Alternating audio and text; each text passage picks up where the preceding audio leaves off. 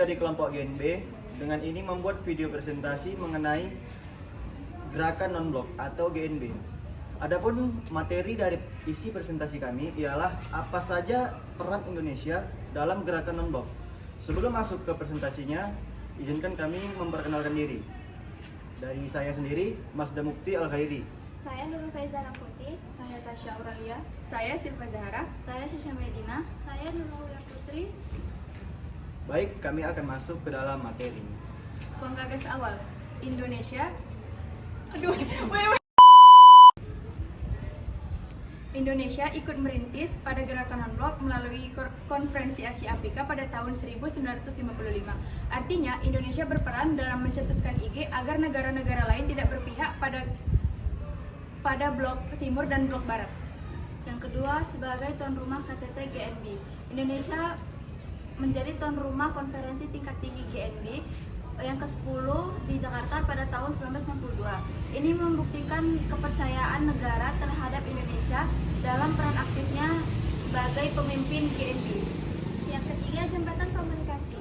Indonesia membantu mempererat hubungan antar negara berkembang dengan negara maju agar bisa saling mengerti dan bekerja sama dengan baik. Yang keempat, mendukung kemerdekaan negara lain. Indonesia aktif memperjuangkan agar negara-negara yang masih dijajah dapat merdeka dan terbebas dari penjajah. Kelima, mendorong kerjasama ekonomi. Indonesia mengajak negara-negara GNB untuk saling membantu pada bidang ekonomi, pendidikan, dan teknologi agar bisa maju dan mandiri. Yang keenam, ada memperkuat solidaritas negara berkembang. Indonesia mempererat hubungan antar negara-negara berkembang untuk maju. Artinya, Indonesia mendorong negara-negara berkembang untuk bisa mandiri dan saling membantu. Yang ketujuh, Indonesia memiliki prinsip yang sama dengan GNB. Semenjak Indonesia merdeka, Indonesia mulai menentang berbagai macam kejahatan, terutama penjajahan. Perdamaian tersebut dijunjung serta diaplikasikan dalam politik luar negeri yang bebas aktif di Indonesia. Politik tersebut ternyata sejalan dengan prinsip yang dibentuk oleh GNB.